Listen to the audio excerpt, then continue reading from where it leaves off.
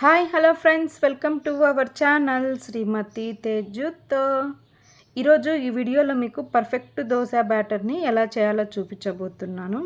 అదేంటి దోశ బ్యాటర్ మాకు అందరికి తెలుసు కదా అనుకుంటున్నారేమో.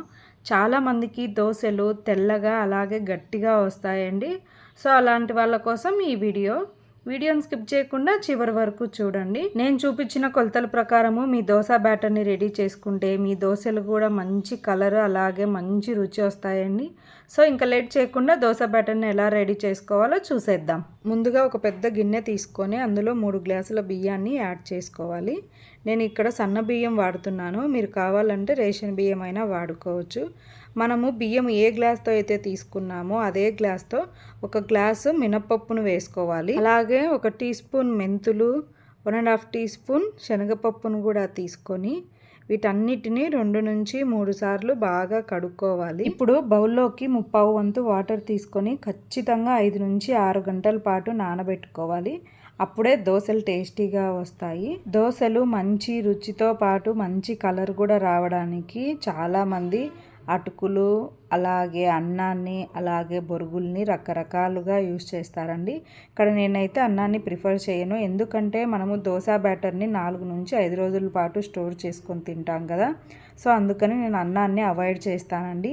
బొరుగులు కూడా మంచి కలరు రుచి వస్తాయండి, కానీ నాకు బొరుగుల కంటే అటుకులు ఇంకా చాలా బెటర్ అనిపించింది. సో అటుకులు యూస్ చేయండి, మీ దోశలు మంచి కలర్తో పాటు మంచి రుచి కూడా వస్తుంది. మనము దోసపిండి గ్రైండ్ చేసుకున్న 10 నిమిషాల ముందు బియ్యము ఏ గ్లాస్ అయితే తీసుకున్నామో అదే గ్లాస్తో 1/2 గ్లాసు అటుకులు తీసుకొని 2 నుంచి 3 సార్లు బాగా కడిగి నానబెట్టి పెట్టుకోవాలి. ఇప్పుడు ఒక మిక్సీ జార్లో కొన్ని మనం ముందుగా నానబెట్టి పెట్టుకున్న బియ్యము, ఉద్దిపప్పు అలాగే కొన్ని నానబెట్టుకున్న అటుకులు కూడా వేసి ఇలా మెత్తగా గ్రైండ్ చేసుకోవాలి. దీన్ని అంతటిని ఒక బౌల్లోకి ట్రాన్స్ఫర్ చేసుకోవాలండి. మనము ముందుగానే పెద్ద బౌల్ తీసుకుంటే పిండి పొంగినా కూడా మనకు ఇబ్బంది ఉండదు. ఇలా బౌల్లోకి ట్రాన్స్ఫర్ చేసుకున్న పిండి మొత్తాన్ని ఒకసారి కలుపుకోవాలి. ఇప్పుడు మూత పెట్టేసి నైట్ మొత్తము ఖచ్చితంగా పిండిని పులియబెట్టుకోవాలండి, అప్పుడే దోశలు టేస్టీగా ఉంటాయి. తెల్లారి లేచిన తర్వాత మూత తీసి చూస్తే సగానికి వేసిన పిండి మనకు డబల్ అయి కనిపిస్తుంది. అంతేనండి, మీ పర్ఫెక్ట్ దోశపిండి బ్యాటర్ రెడీ అయిపోయినట్లే. ఆగండి ఇంకా రెడీ అయిపోయింది కదా వెళ్ళిపోతున్నారేమో, అలా కాకుండా చివరి వరకు చూడండి. మీకు ఒక చిన్న టిప్పు చెప్తాను. ఇలా పులిసిన పిండి మొత్తాన్ని ఒకసారి గరిటెతో బాగా కలుపుకొని ఒక చిన్ని బౌల్లోకి మీకు కావాల్సినంత దోశ బ్యాటర్ని సపరేట్ చేసుకోవాలి.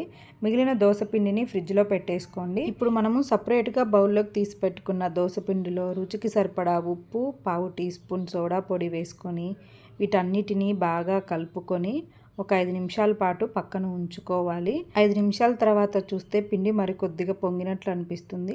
ఇక్కడ చాలామంది చేసే తప్పు ఏంటంటే దోశలు వేసేటప్పుడే సోడా పొడి వేసుకుంటారు. అలా కాకుండా ఇలా 5 నిమిషాల ముందే వేసి పెట్టుకుంటే మెత్తని దూది లాంటి దోశలు మీ సొంతం అండి. ఈ వీడియో మీకు నచ్చినట్లయితే ప్లీజ్ అండి లైక్ చేయండి, షేర్ చేయండి, మన ఛానల్ని సబ్స్క్రైబ్ చేసుకోండి.